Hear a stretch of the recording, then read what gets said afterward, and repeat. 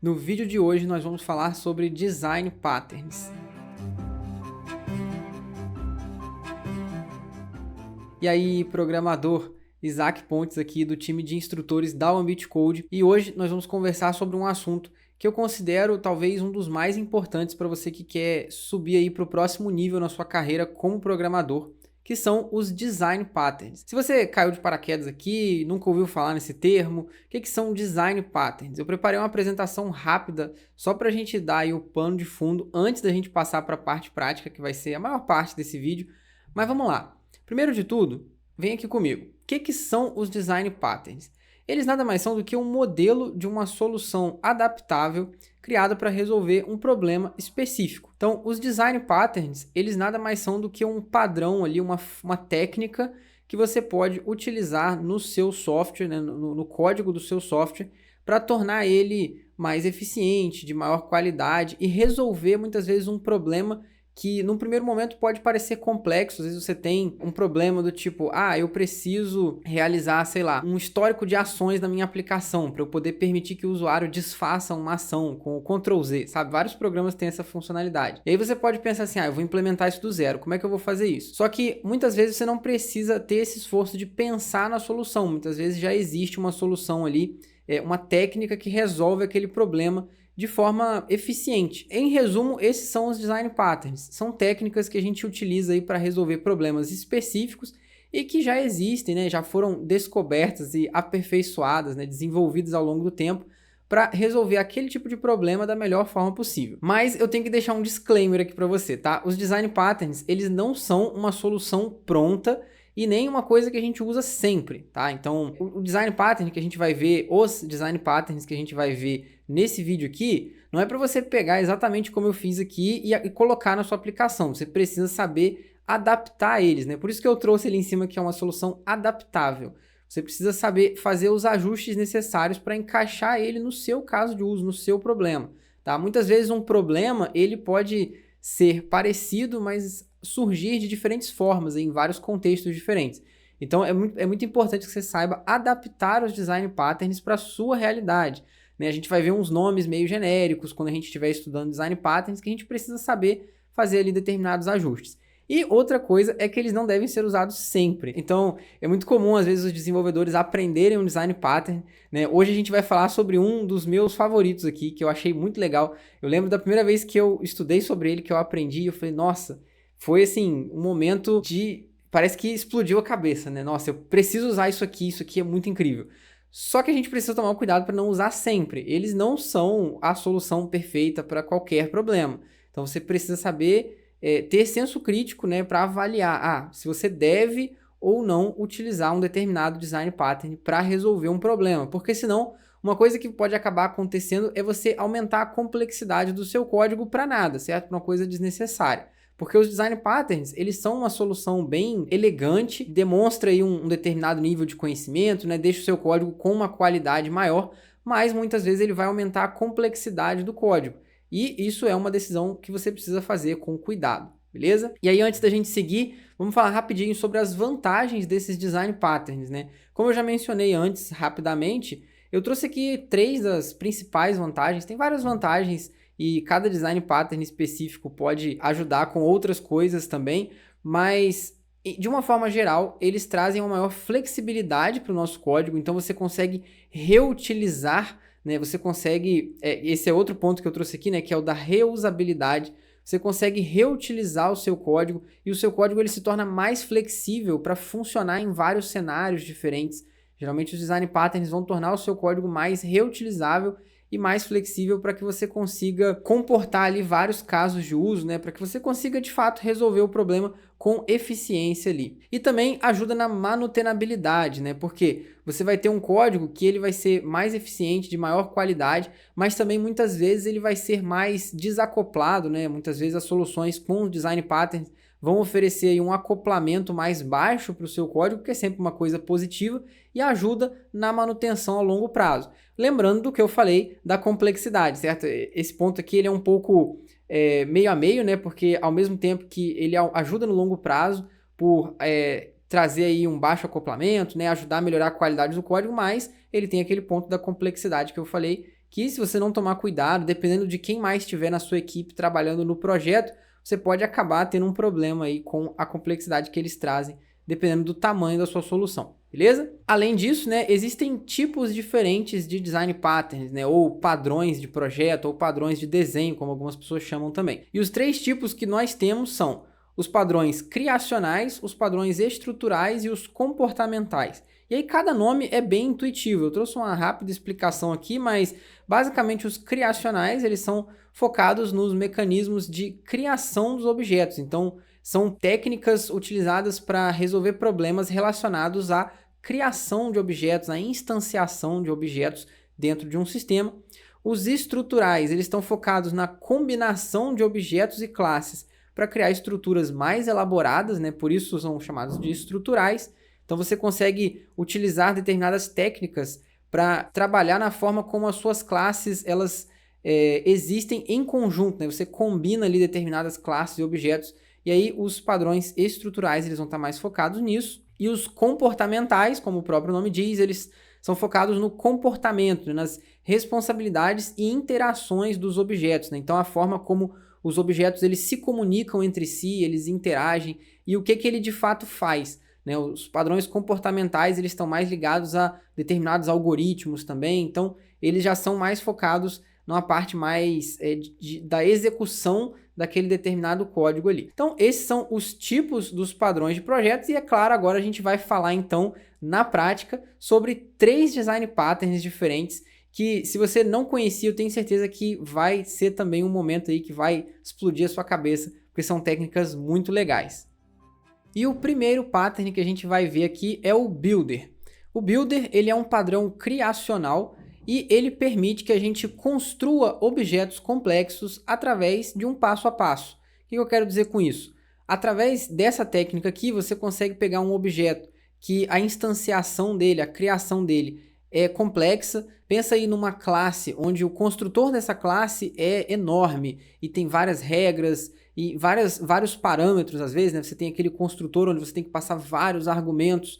Isso no código acaba sendo uma coisa trabalhosa, às vezes é uma coisa chata de fazer, né? E também muito suscetível a erros, né? Porque você precisa tomar cuidado ali com a forma que você vai instanciar e criar um objeto. Muitas vezes em lugares diferentes do código você precisa criar esse objeto de formas diferentes. Tá? Então tem vários problemas que podem acontecer aqui e o Builder ele visa fornecer justamente uma forma simples de criar esses objetos complexos e através de um passo a passo, literalmente um passo a passo. Então imagina que você tem que criar um objeto que ele tem lá várias etapas de criação, tem vários parâmetros diferentes. Você pode criar ele etapa por etapa. Então, eu vou criar um produto, então eu faço a preparação inicial ali, eu faço o passo A, o passo B, o passo C, para então eu realmente criar e instanciar isso no final. Isso acaba sendo mais flexível. Mas é claro que falando assim, soa muito abstrato, certo? Então vamos começar a olhar isso na prática, como funciona. E antes da gente passar para o código, eu trouxe uma coisa aqui que, se você já estudou o Design Patterns antes, você sabe que é bem comum que a gente ter os diagramas explicando o funcionamento, né, desse Design Pattern aqui. Então basicamente a estrutura que a gente tem, eu não vou entrar em detalhes na explicação para não ficar muito longo, mas a estrutura que a gente tem é essa aqui. Então você tem um builder, que é essa interface aqui, onde você tem vários métodos, né? Você tem o método de reset, que ele meio que recomeça a criação do objeto, ele zera, né? E você tem os passos. Então, ó, construir o passo A, construir o passo B, construir o passo Z e por aí vai. E aí você tem as implementações, que inclusive você pode ter implementações diferentes, né? Baseado nessa interface aqui, onde você tem os passos e você tem no final um get result aqui, né? Que seria obter o resultado, que é o que de fato constrói o objeto, né? Então a gente acaba tendo uma estrutura que a gente consegue chamar passo por passo, né? Então, eu quero setar o passo A, depois setar o passo B, e aí a gente vai fazendo isso de forma ordenada e mais intuitiva no código, beleza? Mas é claro que o diagrama ele também não explica 100%, convenhamos, muitas vezes é difícil da gente entender toda essa abstração aqui. Então a gente vai passar para um exemplo prático de como utilizar esse padrão.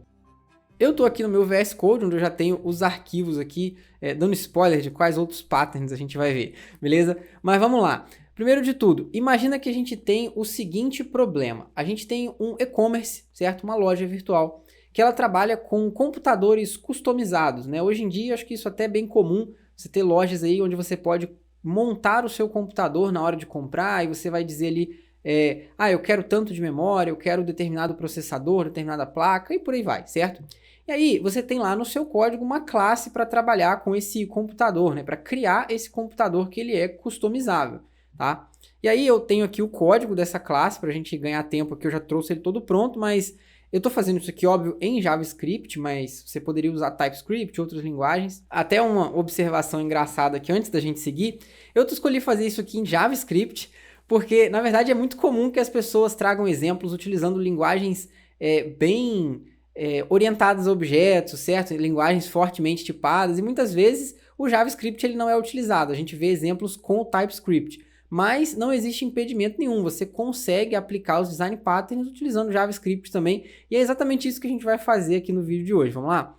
Eu trouxe aqui uma classe que é a classe Computer. Essa classe é o computador aí da nossa aplicação, né, que você pode customizar, e o construtor dela, ela tem várias partes aqui, ó. Você precisa passar o tipo de computador, se ele vai ser um laptop ou um desktop, o CPU, o modelo do processador, a quantidade de memória RAM, qual é a placa-mãe, quantidade de armazenamento, se ele tem placa de vídeo, qual o tamanho da tela, qual a resolução da tela. Isso aqui, assim, são poucas informações. Se você já montou um computador, você sabe que precisa mais do que só isso aqui. E eu trouxe um método show aqui também, só para a gente printar no console esse computador. Se a gente fosse instanciar isso aqui, como é que ia ficar? Ia ficar mais ou menos assim, olha só. Eu tenho aqui a criação do PC1, e aí eu chamo aqui New Computer, e aí eu passo o desktop, eu passo qual é o processador que eu quero, a quantidade de memória e todas as outras informações. E aí, lembrando que aqui eu não estou nem levando em consideração a complexidade de cada passo desse aqui. Olha só, eu estou só atribuindo, o tipo vai ser o parâmetro, né? Cada valor do parâmetro eu estou diretamente atribuindo aqui. Mas numa aplicação real, isso não seria simples desse jeito.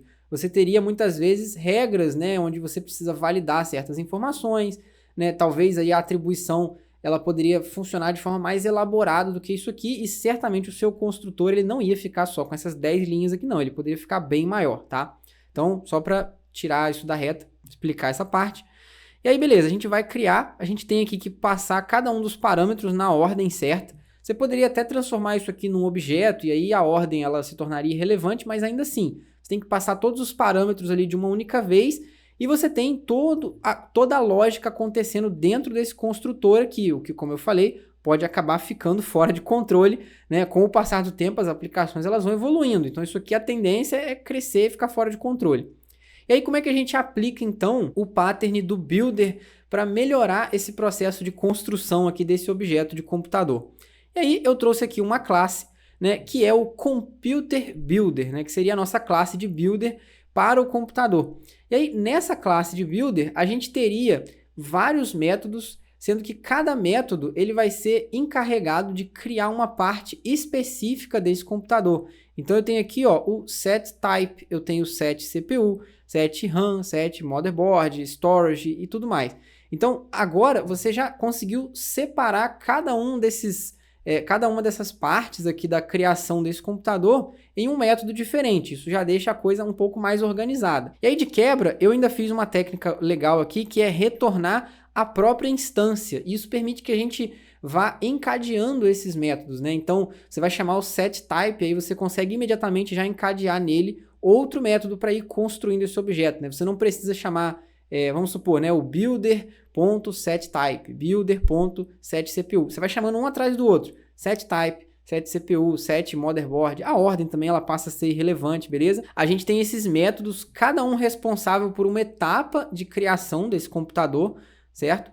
Cada um deles ficou bem simples aqui, mas já expliquei por quê, tá? E no final a gente tem o método build. Eu chamei aqui de build porque é a parte onde a gente de fato constrói o nosso computador, a gente cria a instância, e aí essa instância ela vai ser criada aqui uma única vez, certo? Esse código, né, todo esse processo aqui, ele ainda precisa ser feito, né, de instanciar o nosso computador, mas você faz ele só uma única vez aqui dentro do build e ele vai cuidar de fazer essa instanciação, beleza? E aí como que a gente então chamaria esse método aqui, né, esses métodos para construir um novo computador? E aí eu tenho mais um exemplo aqui, ficaria mais ou menos dessa forma aqui, ó. A gente primeiro instancia um builder, certo? Você poderia ter isso aqui em funções separadas, em métodos estáticos, mas aqui eu fiz dessa forma, a gente vai instanciar o builder, e depois a gente consegue fazer desse jeito aqui, ó. Eu vou chamar o builder.setCPU.setType, e aí eu consigo definir cada um dos itens que eu quero. Inclusive, eu posso pular aqueles que eu não quero. Você pode ver aqui em cima, ó, que eu precisei, né? Tipo, beleza, ó, esse computador aqui ele não tem uma placa gráfica, que é esse parâmetro aqui. Então eu precisei passar ali o null. Aqui embaixo, eu simplesmente não chamo o método, certo? Então, ao invés de eu vir aqui e chamar setGraphicsCard, eu posso simplesmente ignorar esse método e ele vai construir adequadamente aqui para mim. Lembrando que isso aqui é adaptável aí para o seu caso de uso. No fim das contas, a gente exibe, então, esse nosso computador. Vamos ver como é que fica o código? Vamos rodar ele aqui. Eu vou abrir o meu console, vou aumentar ele aqui um pouquinho e vou então rodar. Ó, Node, a gente tem o builder.js. Olha que bacana. Ele criou o computador ali de cima, certo? Ó, ele criou aqui, ó, tipo desktop, a CPU, a memória RAM e tudo mais. E embaixo você pode ver que funcionou do mesmo jeito. A única diferença é que aqui eu passei nulo no parâmetro, então ficou null, né? E aqui embaixo acabou ficando undefined, beleza? Mas você pode ver que funciona da mesma forma. Inclusive aqui embaixo a gente não passou o set motherboard, né? Que é um laptop, então a gente não setou ali a placa-mãe do laptop, porque é padrão, sei lá. Né? Só um exemplo aqui. Então, é assim que a gente pode utilizar o Builder para construir objetos de forma mais simples e passo a passo. Eu poderia, inclusive, ó, criar outro PC aqui, ó, const PC3, e aí eu vou dizer aqui que ele vai ser igual ao seguinte, ó, builder. E aí você pode ver que aqui, ó, a gente tem todos os métodos. Então, eu posso chamar, ó, set CPU, e aí eu vou colocar aqui qual é a CPU, né? Eu vou dizer que é um Intel Core i5, tá? E aí agora, ó, aqui eu posso encadear aqui no final. Por quê? Porque esse método, como eu falei antes, ele me retorna a própria instância, né? Então, como ele retorna a própria instância, eu já posso chamar novamente aqui o setType, por exemplo. Então, aqui ele vai ser um desktop. Poderia chamar outras questões. Set, a memória RAM aqui, né? Set RAM, ele vai ter 8 GB de RAM, certo? E, no fim das contas, eu posso chamar o build para, de fato, construir o objeto. Beleza? E aí se eu der um PC3 aqui, .show, né, a gente pode voltar ao terminal, executar novamente e ver que eu criei aqui, ó. Claro que dessa vez ele acabou ficando com os valores anteriores aqui, simplesmente porque eu não criei aquele método de reset que eu tinha falado, né? A gente poderia inclusive vir aqui e implementar, né, um reset, porque isso aqui está numa instância da nossa classe, então eu teria que criar um método reset aqui, onde eu posso zerar todos os valores e depois retornar à instância. Então, eu poderia vir aqui embaixo e chamar o builder.reset, né? E aí depois eu chamar os outros métodos, beleza? Mas você entendeu a ideia. Aqui, a gente vai trabalhar com o builder para criar os nossos objetos passo a passo, de forma mais simplificada. E a gente ainda conseguiu, né, separar, ó, cada etapa aqui da criação, a gente conseguiu simplificar todo esse processo. E aí tem um detalhe importante aqui. Lembra daquela questão que eu falei da complexidade? Repara que nesse nosso exemplo aqui, a gente teve um aumento bem grande na quantidade de linhas de código, né? A gente aumentou a nossa estrutura. E é justamente isso que eu quis dizer com o aumento da complexidade. Então, é muito importante que você saiba quando utilizar esses patterns, beleza? E o segundo pattern que nós vamos ver no vídeo de hoje é o Facade. O Facade, ele é um pattern que fornece uma interface simplificada para um conjunto de classes e métodos complexos, como uma biblioteca ou um framework. E o que isso quer dizer? Basicamente, o Facade ele tem como objetivo simplificar uma estrutura mais complexa para que ela seja mais fácil de usar, tá? Então, como o próprio nome diz, né, do inglês, né, Facade seria fachada. O objetivo dele é pegar todo aquele código que você tem que é complexo. Às vezes você tem vários sistemas funcionando ali, como trouxe aqui, né, no exemplo, uma biblioteca, um framework, onde você tem vários métodos, muitas coisas complexas acontecendo no seu sistema, no seu software, e você quer esconder tudo aquilo ali atrás de uma fachada bonitinha. Então você vai criar uma fachada que é muito mais simples e mais fácil de ser utilizada, e você, como usuário daquele sistema ali, como programador que vai consumir aquela interface, você não precisa se preocupar com nada que está acontecendo por baixo dos panos, digamos assim, né? Então isso é uma coisa muito comum da gente ver, por exemplo, em API, né? Você vai utilizar um SDK, uma API pronta ali, então você tem várias coisas complexas acontecendo ali por trás, mas você consome tudo aquilo de uma forma mais simples, né? Tem sempre uma fachada legal onde você pode interagir de forma mais fácil, beleza? E aí, como sempre, né, a gente tem aí o diagrama desse design pattern, e eu trouxe aqui, né, mais uma vez, Olha só, você tem o cliente, que seria a parte do seu sistema que consome uma determinada classe ou um determinado subsistema. E aí, ao invés deles interagirem direto com os subsistemas, olha só a bagunça que eu falei aqui, ó. É uma bagunça generalizada aqui, mas ao invés disso, o cliente ele vai interagir com a fachada, né, com o facade. E aí, então, ele vai, por exemplo, chamar ali um método que, como diz aqui, né, ele vai ter ali um link para os objetos do subsistema, tá? Então, você consegue ter essa estrutura aí que vai simplificar bastante o seu código, e ele é um design pattern até bem famoso, bem interessante. E vamos agora, é claro, dar uma olhada na prática em como que ele funciona. Vamos lá? Eu vou abrir aqui no meu VS Code um arquivo onde a gente vai criar aqui um exemplo, tá? Então, o nosso exemplo dessa vez vai ser um sistema de conversão, né, e de redimensionamento, né, de compressão e transformação de vídeos, beleza? E isso aqui é só para simular, é claro, mas por que eu trouxe esse exemplo? Porque é um negócio que a gente poderia imaginar que tem várias etapas complexas ali acontecendo por trás, beleza? Então, eu tenho aqui algumas classes de exemplo, como esse Video Converter e esse Video Resizer. A gente poderia ter várias outras, a gente poderia tratar áudio, tratar outros formatos de mídia, enfim.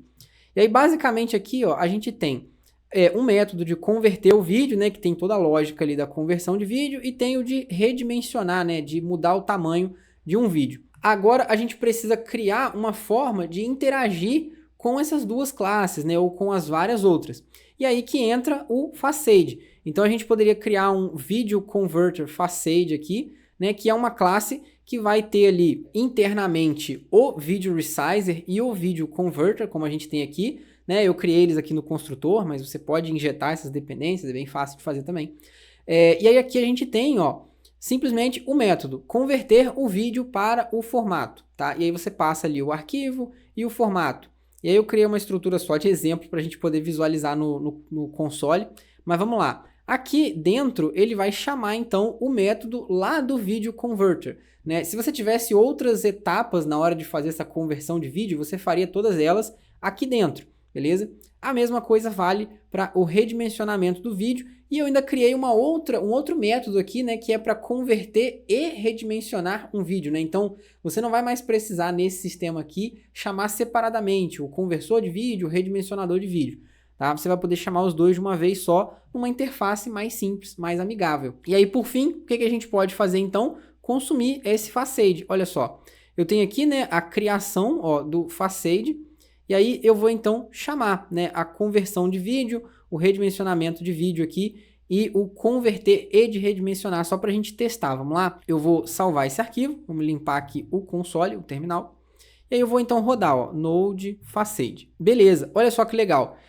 Ele vai então funcionar da seguinte maneira: o nosso Facade vai chamar esse método aqui, recebendo esses dois argumentos, e ele internamente vai chamar os outros métodos, como a gente pode ver pelo console log aqui, ó. Convertendo vídeo, vídeo convertido com sucesso. Você pode ver que essa mensagem de convertendo, redimensionando, ela vem lá da classe original, beleza? Então, você tem esse processo aqui acontecendo. Mesma coisa aqui. E depois, ele então finaliza ali a conversão, tá? E no fim das contas, a gente também tem aqui, ó, convertendo vídeo e redimensionando vídeo convertido e redimensionado. Então, o Facade é assim, ele é bem mais simples, tá? E, mais uma vez, você tem que tomar cuidado com esse design pattern específico aqui, especialmente porque muitas vezes as pessoas cometem o erro de pegar um facade e transformar ele no que a gente chama de um God Object, né? Que é um objeto Deus, é um objeto que faz tudo no sistema. Então não é para você pegar tudo que o seu sistema faz e colocar em um facade só porque, beleza, agora eu posso chamar cada método ali daquele facade. Não, como eu falei, você precisa saber adaptar, saber implantar isso aqui. É muito importante que você tome o cuidado de não colocar coisa demais no facade, senão ele vai acabar caindo no mesmo problema dos objetos originais, que é ter um sistema ali complexo, com várias funcionalidades, todas acopladas no mesmo lugar, beleza? Então, esse é o facade. Vamos agora para o nosso último design pattern. E o terceiro e último design pattern do vídeo de hoje é talvez o meu favorito, que é o Observer. O Observer, ele é um padrão que cria um mecanismo de inscrição que permite notificar vários objetos dos eventos que acontecem no objeto observado, tá? Então ele vai criar ali uma estrutura onde objetos eles podem se inscrever, né, em um determinado objeto para ficar observando ele. E aí sempre que acontecer um determinado evento naquele objeto, ele vai então notificar todos aqueles que estiverem observando ele, beleza? Esse é um pattern bem importante, ele é bem popular, certo? Especialmente nos dias de hoje, onde arquiteturas aí orientadas a eventos são tão comuns. Eu diria que isso aqui é o essencial, assim, você precisa conhecer o pattern observer se você quiser, sei lá, avançar de nível aí na sua carreira. Você hoje é um programador júnior, você quer eventualmente se tornar pleno, certo? Você precisa conhecer isso aqui, é muito importante. E aí a gente tem aqui o diagrama mostrando o funcionamento do Observer, tá? Eu sei que isso aqui ainda é meio abstrato, mas a gente vai ver na prática no código como funciona. Mas basicamente você vai ter as classes dos inscritos, que elas vão ter um método de atualizar aquela classe ali.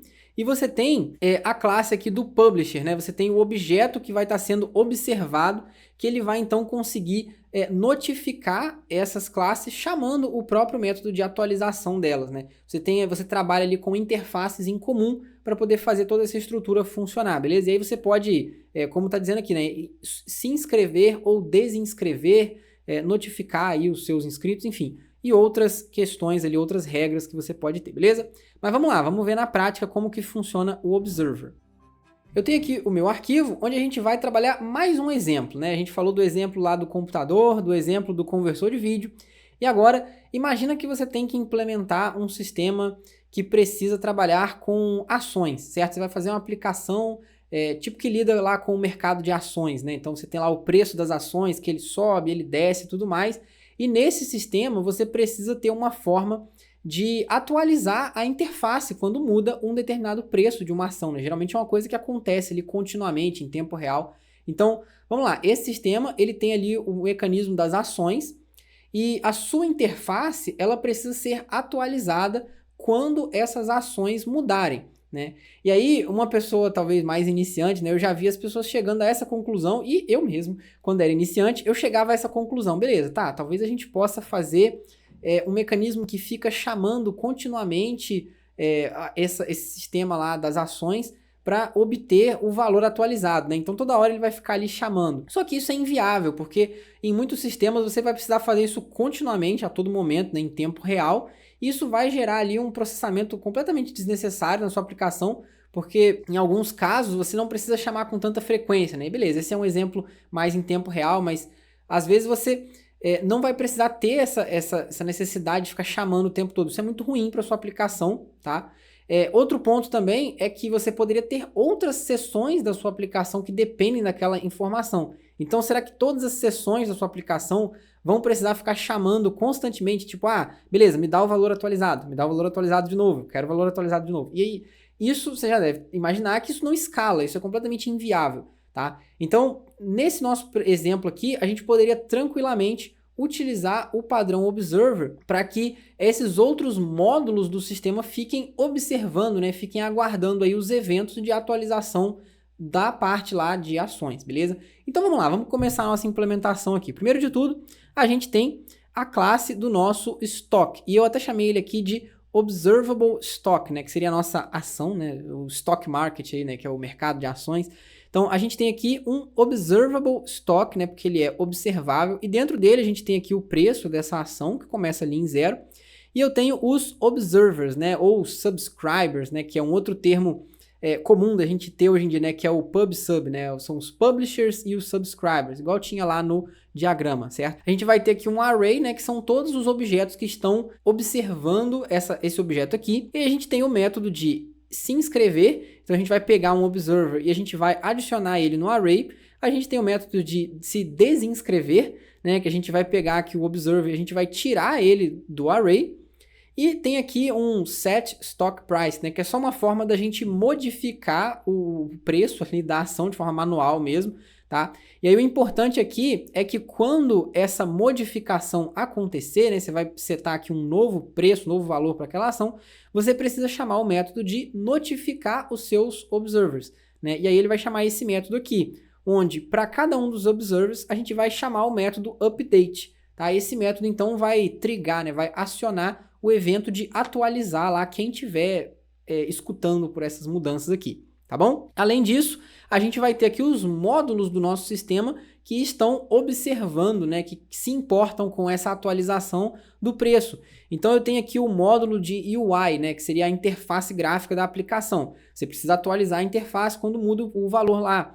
Eu criei também aqui um exemplo do modo de Analytics, né? Então, mudou o valor da ação. Então, você tem todo ali um processamento para fazer diversas análises ali. Então, aqui, ó, ele vai realizar análises baseadas no novo preço. E também a gente tem um sistema de notificação, né? Que é para você avisar os usuários ali daquele sistema, que é outro mecanismo aí de pub-sub, de pessoas inscritas e ouvindo, né, aguardando eventos, né? Você tem o seu celular lá e você está aguardando ali a notificação, você não fica ativamente esperando, né, tipo, atualizando ali para receber o novo valor. Você é avisado quando isso acontece. É o mesmo esquema aqui, tá?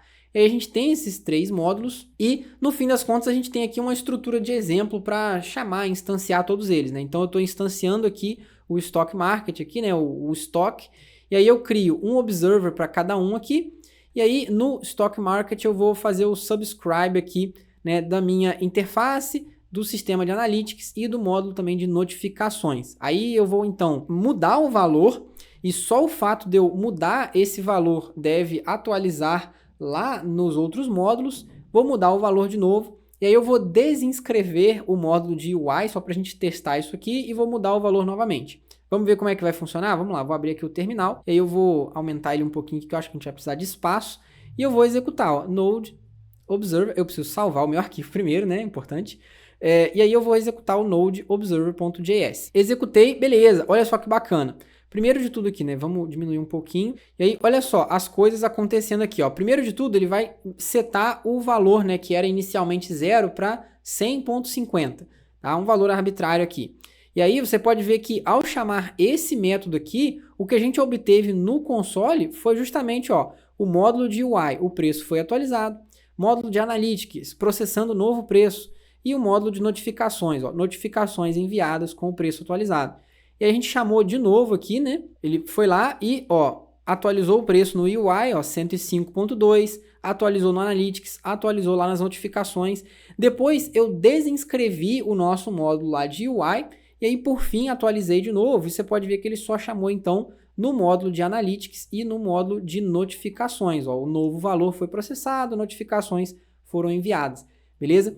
Então esse sistema aqui, esse mecanismo de observer, né, de publishers e subscribers, né, de inscritos ali e de observáveis, é um mecanismo muito importante da gente entender. Ele está muito presente nos dias de hoje em várias ferramentas que a gente trabalha, beleza? A gente trabalha com muitas ferramentas que são orientadas a eventos, né, que é mais ou menos esse mecanismo aqui. Inclusive, o próprio Node.js ele tem uma arquitetura orientada a eventos. Então, agora você já sabe mais ou menos aí como trabalhar com o Observer Pattern, né, que, como eu falei antes, é um dos meus favoritos, eu acho ele muito legal. E aí, o que você achou desse vídeo? Gostou dos design patterns que eu apresentei aqui? Se você quiser continuar aprendendo, estudando sobre design patterns, sobre outros assuntos mais avançados da programação, eu te convido a conhecer o Ambit Code Pro, a nossa plataforma de ensino de tecnologia. Lá a gente traz vários assuntos aí da área de programação, nós temos várias trilhas diferentes, trilha de desenvolvimento full stack com JavaScript, trilha de automação de tarefas com Python, a gente tem trilha web com Ruby on Rails, enfim, tem vários conteúdos legais lá. E é claro, a gente tem uma série inteira sobre design patterns, nela eu falo sobre o Solid, sobre design patterns, sobre várias técnicas e boas práticas aí na programação que são muito importantes de você conhecer caso você queira, como eu falei lá no vídeo lá atrás, né? Avançar aí para o próximo nível, né? Você é um programador júnior, está querendo se tornar um programador pleno, né? Está querendo avançar na sua carreira, eu te convido a conhecer o Ambit Code Pro, eu tenho certeza que você não vai se arrepender, beleza? Como sempre, deixa aqui o seu gostei, né? E se inscreve no canal para você não perder nenhuma das outras atualizações. Fala pra gente nos comentários, né, o que você achou desse vídeo, se você já conhecia esses padrões, o que você achou deles. E se por acaso tem algum outro padrão também que você quer que a gente traga num vídeo futuro, a gente pode fazer mais vídeos aí sobre design pattern, sobre técnicas um pouco mais avançadas, certo? Eu vou ficando por aqui e até a próxima.